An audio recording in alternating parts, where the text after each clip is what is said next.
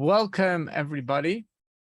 Today, we are going to start the very last chapter of the Gate of Oneness, the 54th chapter, and it's going to be more about how the physical world works. And we're going to learn more details, how the physical world works, and how also the seemingly opposing forces, how did they work? Where did they get their energy from? And so what we're going to do is we're going to share the screen. I'm going to look for share screen, and I'm going to share right now. And we're going to move this away. Okay. So we're starting over here, 54th chapter, V'lahavin derech plat. Now we're going to understand the parts. In other words, when we go into the holistic picture, it gives us direction. However, it doesn't give us meaning. But when we go into the parts, it gives us meaning. So but however, we can get lost in a detail, which is like missing the point. So we actually need both. We need to look at the holistic picture, but we also need to go into the parts in order to make that meaningful. So beishtalshlus the zeh l'uma zeh, we're going to understand the chain order of energy that goes to the other side. But basically, in order for there to be free choice in the world, God gives a mirror like reality to the holy reality. So the holy reality doesn't is selfless. It's all about fulfilling the mission of God. And the mirror is basically a mirror of that. So basically anything in the realm of holiness has a zeh l'uma zeh, this opposed to that.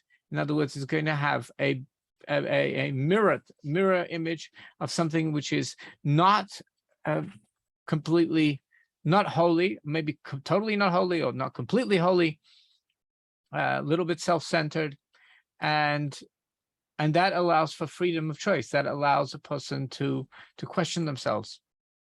This we're going to learn Besa spheres to Klippa. Basically, there's 10 spheres of Klippa. Klippa means a peel because it covers up on it's a metaphor. It covers up on the fruit. So a person can make the fruit the main thing, and they can lose track, basically. That's the idea of a klippa. Klippa means is a peel, and a person could lose focus. The abiyah, and you have these 10 spheres of klippa, the abiyah in the four worlds. The world of, do you have klippa, even the world of the, the dimension of God's personality, Bria, God's thought, Yitzira, God's speech, Asiya, God's implementation, action, the pictures. So, first we need to preface, we need to understand the source of the idea of a peel which covers up. Mahu, what exactly is it? It's known. Betam Shema Klippa, the reason why we use the name peel, it's just like a peel of a fruit, Shehu Apselis, which is basically what is the Pselis is the,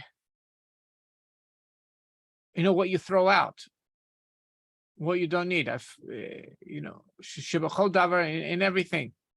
Sheba Mitzad Taruvas Tevira, because there's a mixture of good and bad. It's like digestion. When you digest something, so your body chooses, it's miraculous how this works. The body chooses something that's going to be useful for it. And it goes, and the rest of it goes down into the plumbing system, gets thrown out. So there's good and bad in everything. And this is the reason is Mishiva Shver, that's because of the vessels, the God's communication gets like, it's broken. There's a broken communication, not that it's broken on purpose, in order that we shouldn't see everything and see how God's actually speaking and creating everything. Because if we did that, we wouldn't have freedom of choice. We wouldn't have challenges. So the Shviras Hakelim, the breaking of the communication of the vessels, in other words, the words of God, when we don't see prophecy, prophecy basically, God's speaking and he's creating everything. So if we could read what he's saying, then we would be in a state of prophecy, but then we wouldn't have freedom of choice and we wouldn't have the idea of working.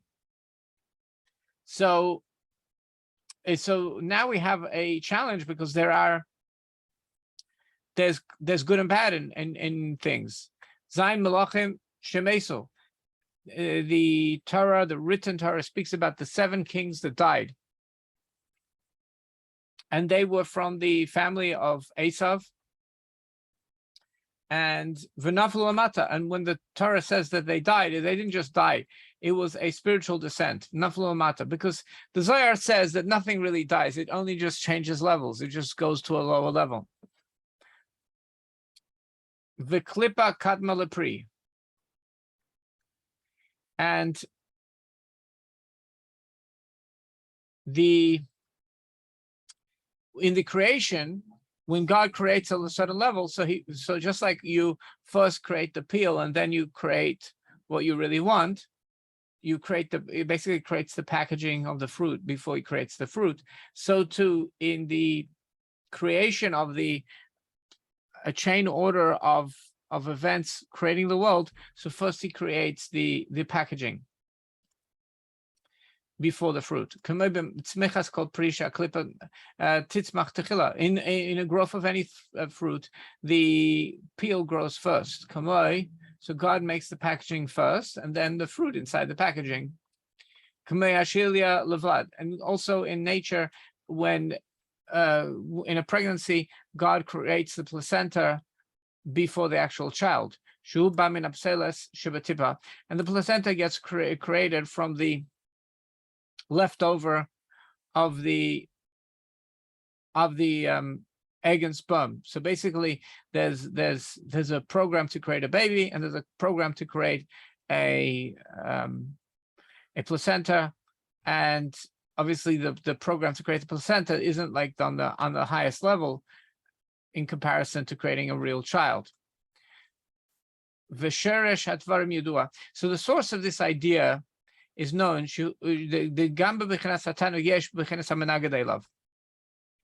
When there's pleasure, there's something opposite to it. And this is the pain from the opposite, of the pleasure. So if God's going to say, on the scale of pleasure and pain, how do you know when something's pleasurable when there's pain if you're missing that thing? We've touched on this before. And we have like the concept of who nega. The idea of a nega means like a skin disease that's mentioned in the Torah. It's called nega, and it's with the same letters as eineg, as pleasure, because it's the opposite of pleasure. And the idea of making a purposeful wrongdoing is the opposite of shefa. Shefa means abundance. So doing a willful wrongdoing, pesha, or pesha means not taking care, is the opposite of shefa, which is abundance. It's like I heard from Rabbi Rieti, whose father was very prominent in the field of advertising. He used to do the voiceovers of the James Bond movies. There's, how do you know what the marketing or the news is saying? You just have to make it the opposite. Like he said, that's how you can decode, because everything's the opposite. So really, like life insurance is really death insurance, but that wouldn't sell very well. So you just made it the opposite. It's life insurance, even though what it really is death insurance. So everything's the opposite. So too, God created a situation where the klippa is actually communicating the opposite of the real intent. Anything that leaves the essence, obviously there's going to be the opposite of it. That also comes from the essence, because from the essence you have potential for everything. Now you choose what I like, what I dislike. Once you have what I like, obviously there's what I dislike. It also gets brought out from an essence. So when from the essence God is going to spread his light of pleasure and what he really wants, so there's going to be the exact opposite hamanagda, which is going to be the opposite extreme of what he likes. For example, when is he going to experience the displeasure? Is when they hold back that pleasure. So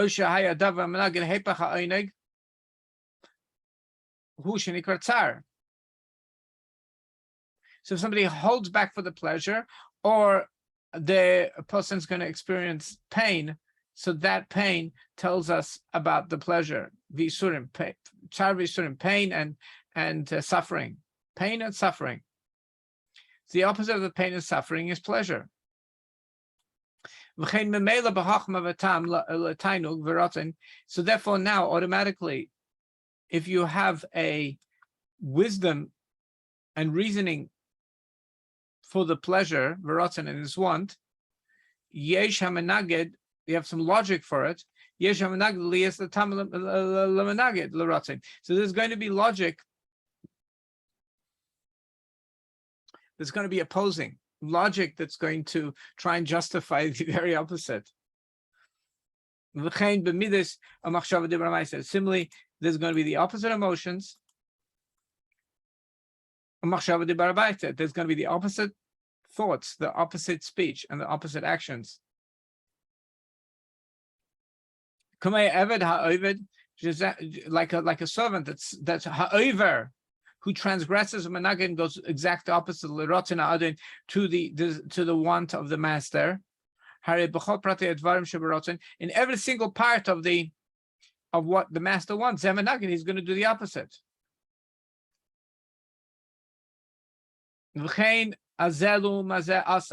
So God created another world that's opposite of holiness. That this other world should be the opposing force, and it's considered the leftover. The klipa, it's considered a peel. The hester, it's considered a covering, concealment. And it actually was created first, etc. And God creates this through this contraction, the hester, and a darkness, before any light, and before the abundance of Ratzon v'Tainug, of what he wants and what he enjoys, v'Chachma, and true wisdom.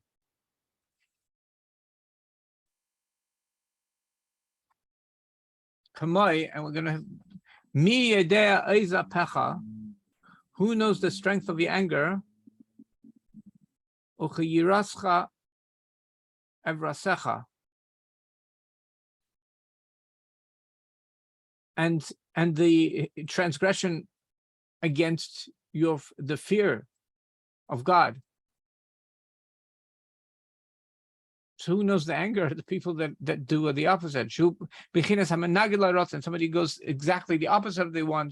That's where God can be angry. Like, how can God be angry? God's angry because part of creating what he wants is what he doesn't want, and he's angry on what he doesn't want. So what he doesn't want basically frames what he wants. Somebody transgresses his want, establishes that there is something that he wants.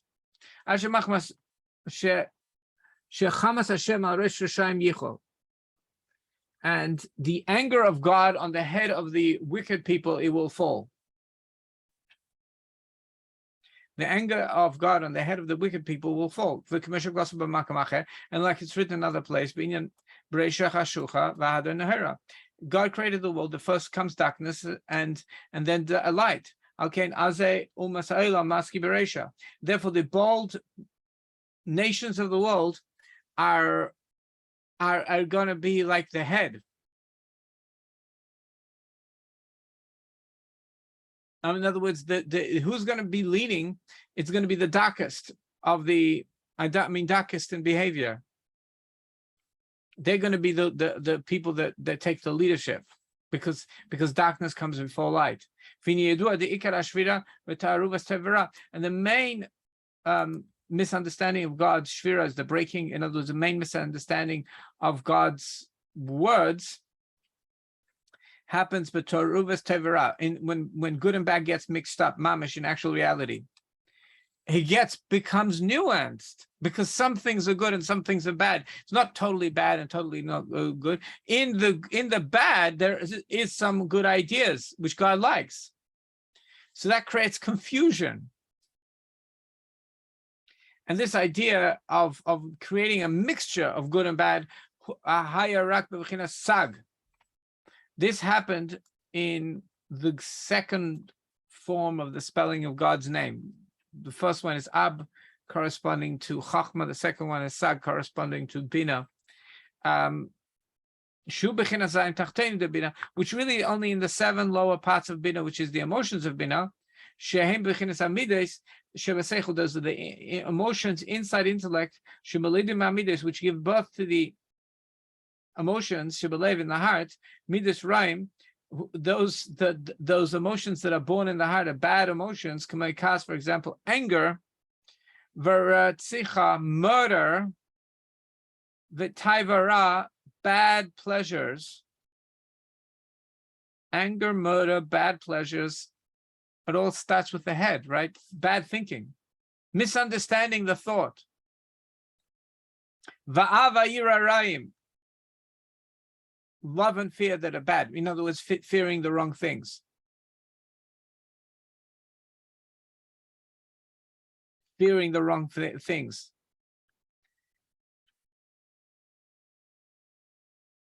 Or loving the wrong things.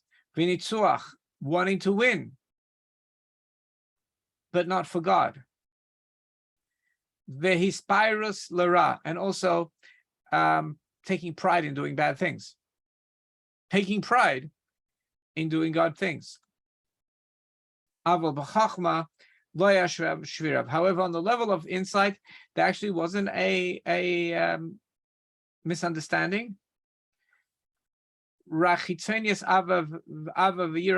other words, if you're going to do objective thought to try and honestly understand something, then you got to find the right way.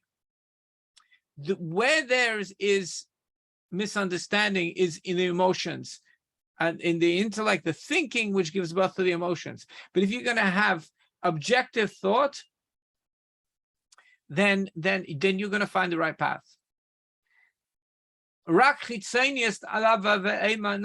the external aspects, the emotional aspects of the father and the mother, which is insight and comprehension, they fell down and they're being now used, they're being taken captive and being used for selfish, self-centered, bad emotions. And so the external aspects of the intellect are the beginning of secular education. Why is it called chitzonius, external education? Because it's missing the point. In other words, God created the world for a point that we bring out our emotions, and chachmas chitzonius means secular education when it's for the sake of just understanding and not for a higher purpose of fulfilling a mission. Then it's basically missing the point. So also the klippas are born from misguided thinking. I am insight, shachanti arma, my neighbor is deception. So really the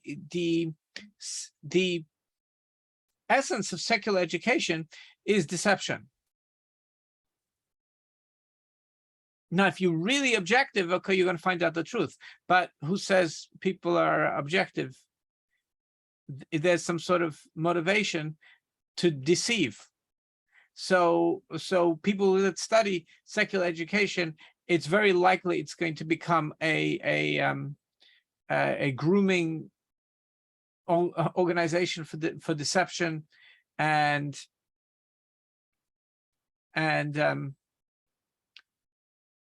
indoctrination. Arami Ovid Avi. It says an Armenian wanted to destroy my father. It was the father-in-law of Jacob, and he wanted to use trickery. Chachman de Klippa, that is the inside of the peel. Shehu rak lara. The intent of the wisdom from the peel is to inflict bad. They are wise, but their wisdom is to do bad. And they don't intend to do good at all. And this is not real wisdom, objective. It's subjective in the wrong way. So secular wisdom is trickery, v'sheker, and lies. Kidua, like it's known.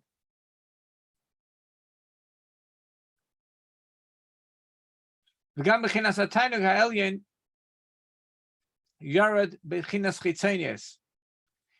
also the higher pleasure of God, the external aspects of this higher pleasure of God went down. In other words, it was lowered. And what I mean to say is that in order to create freedom of choice, these bad choices need to look pleasurable, even though in the long run they won't be pleasurable. So the external aspects of divine pleasure, holy pleasure, gets attached to inappropriate things in order that there should be freedom of choice. But it's only going to be a temporary pleasure.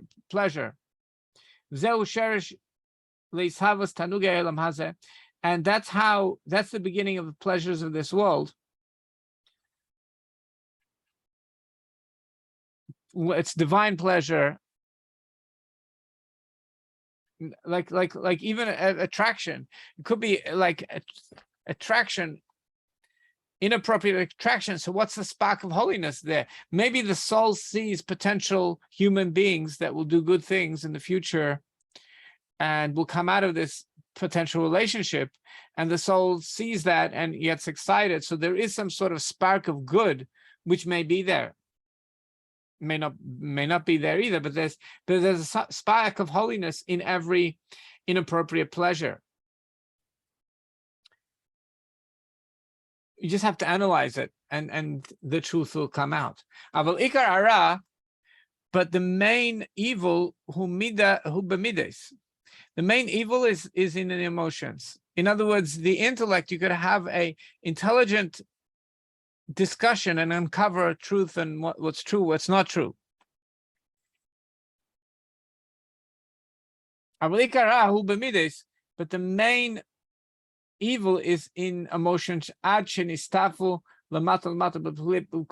emotions could actually branch out very low into the peel, the asiya, in the world of asiya. And what's these? Hamakatrigim haraim, bad angel, like angels which accuse bad things against people. Lifol rab palmamish, and these they want to these creations, spiritual creations, they want to actually implement bad bapel mamish in actuality. Shekol yusam, their entire life force, einurak lahamis, they only want to kill. This is called hitmen. But there's also spiritual hitmen. Basically hit messengers of death.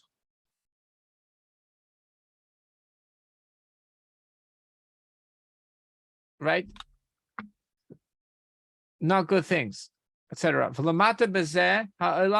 In this world below, so there's basically messengers of death in the spiritual dimensions, and in this world it becomes the mazikim, the angels which are called mazikim, they are damage makers. And then we have the actual physical animals which embody damage. Kanachashim, snakes. Snakes are there to cause damage. V'chayos sheterfim, and animals that kill other animals. And va'ratzchim b'memin adam, and the murderers amongst the men. So this is the hitmen and the murderers amongst men. They are actually from the emotions inside Klippa. And therefore, lasted love in the future, when Mashiach comes and the Beis Hamikdash is built, Shi'avar hara, what is going to happen is that the bad will be taken away. Ksiv, it's written, Lo yaru, v'lo yashchisu. Once the bad is removed from the world, they will not do bad. They will not cause destruction, chulu, etc. Lefisha az yivaru shiurei zayin malachim, because what's going to happen is that what's going to be refined is these 7 kings of Esav, which are larger than life. They're going to be refined, and their bad is going to be taken away from them, and their good is going to be kept. And there's aspects of these 7 kings, Shalonis Baroedaim, that haven't been refined yet. Yedua, like it's known. V'yesh b'chinat tzir Adam be'zelu mazeh de klipa. And in the mirror of holiness, there is a spiritual setup which is similar to a man. V'nikra Adam v'lial. On the bad side, it's called the man without yoke, the man without the bridle, the man that's not held back and guided. These are the 7 emotions of Klippa, of the Peel, Kamei. As an example of somebody that was a vehicle to the 7 emotions of Klippa, it is the angel of Esav, V'yavik ish imai, and he wrestled together with Yaakov. And he was a vehicle to the 7 emotions of Klippa from the Peel side. So Jacob was grappling with him.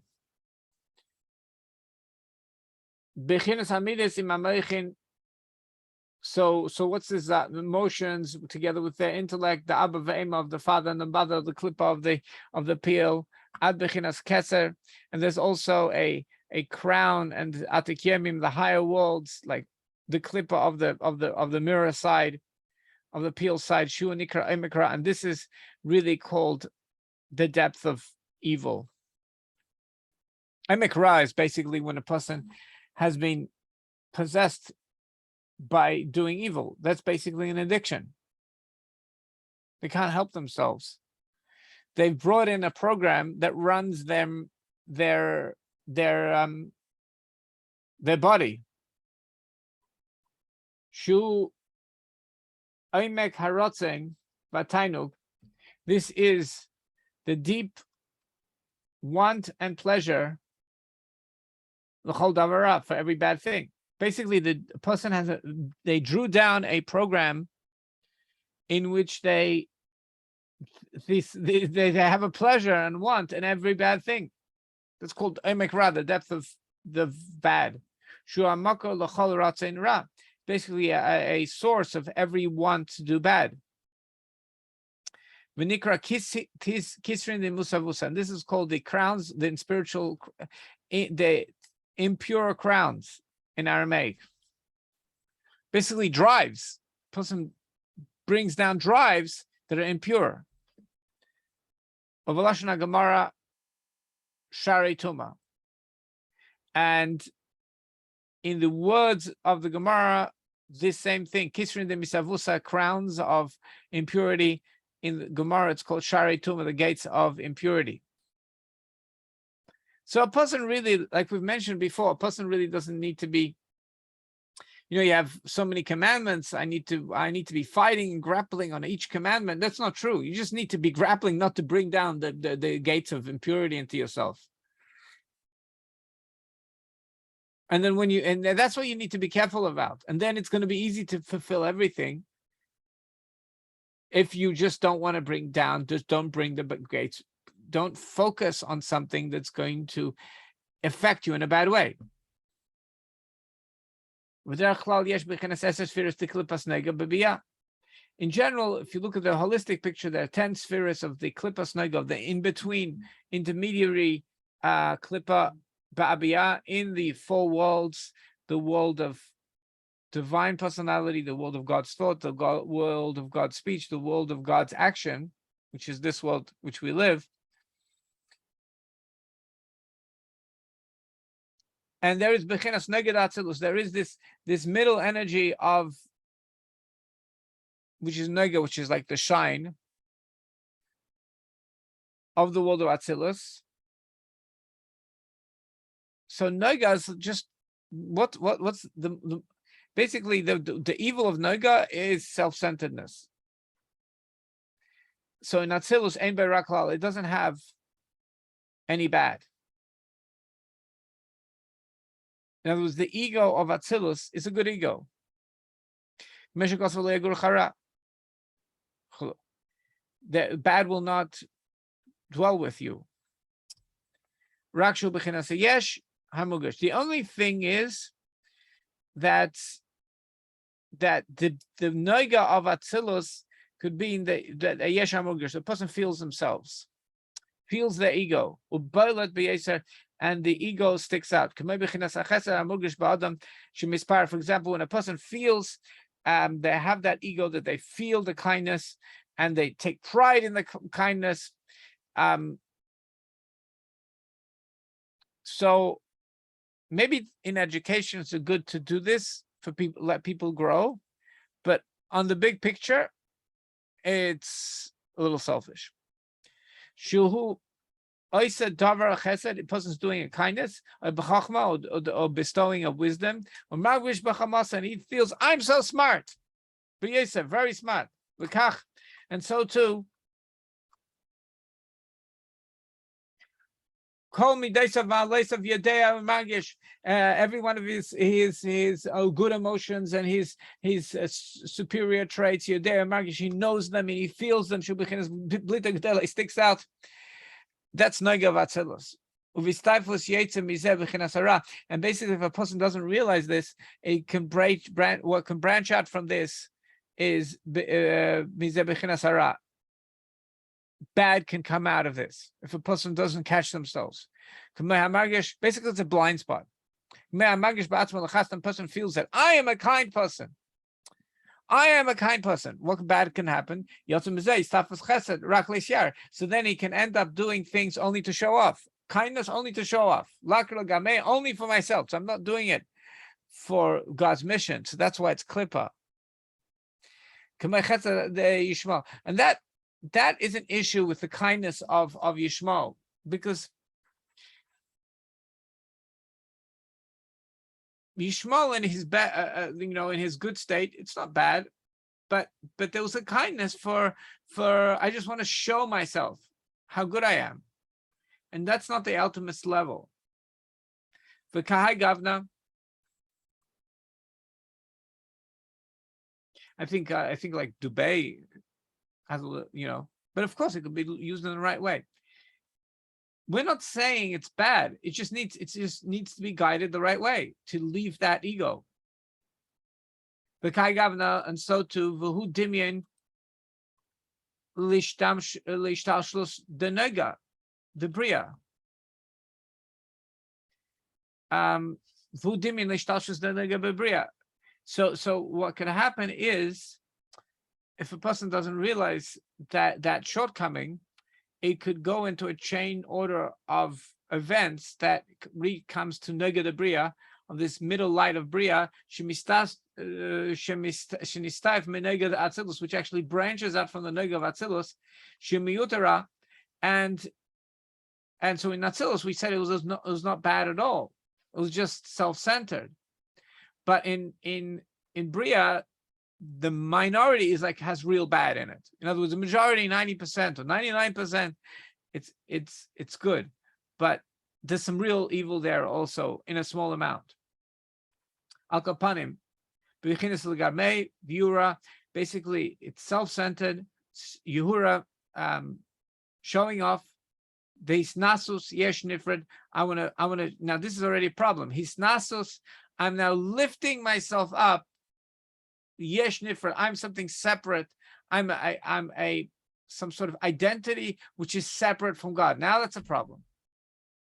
Identity, there's evil in that. An identity separate from God.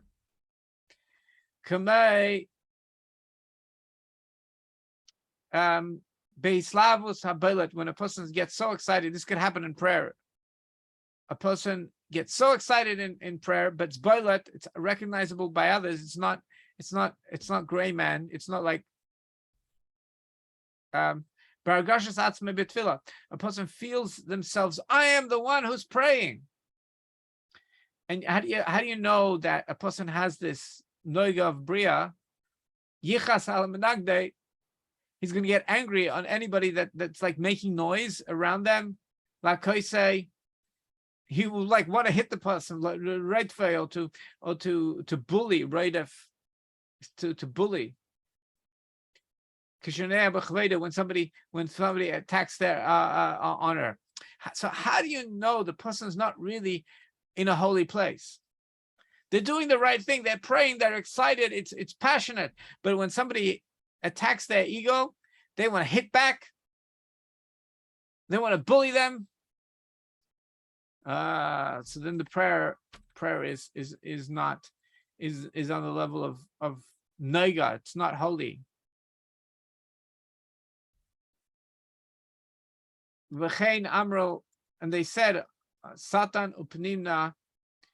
There was the angel, which is the angel of death, and Penina, and also the co-wife of Hannah, and she like made fun of Hannah, that Hannah didn't have any children.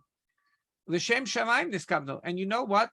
Penina actually wanted to make her life difficult, Hannah's life difficult, that she'll pray harder and she'll have a child. Deep down, she wanted her co-wife to have a child.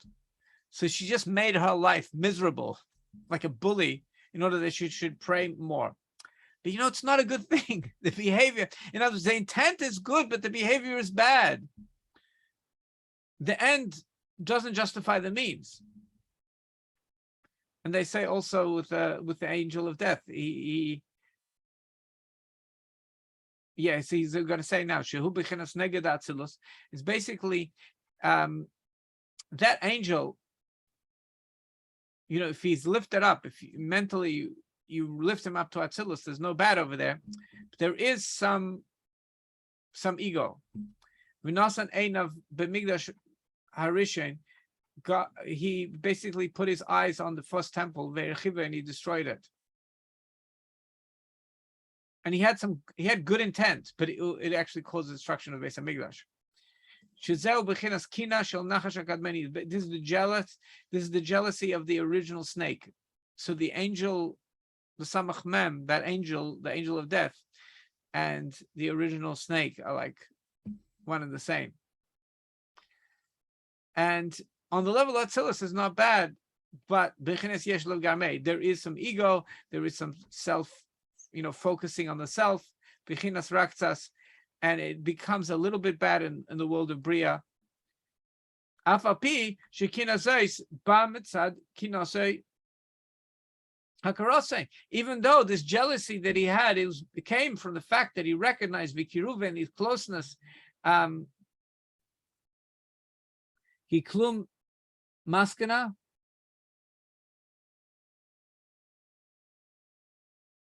And so what we're going to do,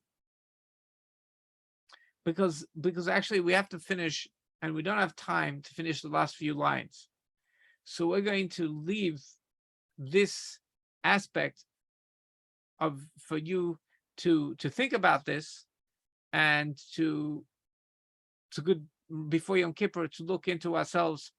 Are there good traits that we have, but that may be a little bit self-centered, and may, with hishtarshlus, become actually bad? And do we have good intentions and we do bad things? Like, we have to uproot these ideas from us, and they happen in order that we could introspect. And we're gonna leave this for the siyum that we're gonna make, Bezras Hashem, in Sukkot, because next week it's gonna be on Kippur, not gonna have a shir, so we're gonna, Bezras Hashem, have the siyum on Sukkot. Rabbi Chirik, next week's Yom Kippur is on Wednesday, is it not? Oh, it's on Wednesday? Oh, so then we're gonna finish it then? Yeah. Okay. Are you willing? We'll make the siyum after Yom Kippur. And but this is a very interesting things to think about. So we'll leave it at that, and I'm gonna stop sharing. Stop sharing. Yeah, great. Rabbi Chirik, that's amazing. We're so close. It's so exciting. We have to celebrate all these people who came to learn with us for so many lessons now. It's really incredible. Like this, we have up here, let me just double check what number today was. We were in learning. On this alone, today was number 77. So it's obviously, it's been more than an hour. So it could be like, well over 80 hours of learning this. It's really incredible. Yes, so we've spent 80 hours learning this. That's over 80 hours. That's pretty incredible. Yeah. And Yes. And now these are basically bullet points. Now we can see the world differently. Get a different respect for even negative things, because you can understand what's behind those negative things all the way up. Right, and we can have compassion on a person who's stuck in a negative. Yes. And see how can we help them and inspire them and reach down. See, when we attack a person, boom, then we end off just driving the holiness in them deeper inside, and they get more and more stubborn. You're going to run up to a person and say he's an egomaniac. He's not going to exactly respond to you and let his ego down. But if you respond with compassion and lovingly, and figure out how to bring out the divinity in him, then you're going to have a much greater ability to reach that, bring that out, and then the other stuff will just fade away. Right. So even a Malek has like humanity and could actually do tshuva. Yeah, God willing. If they dig for the spark and put away that identity of separation. Yes. Okay, wonderful. We're going to stop the recording. We're going to restart it. We'll talk a few moments about the parsha, and then we're going to have our special guest, Rabbi Frank. Okay.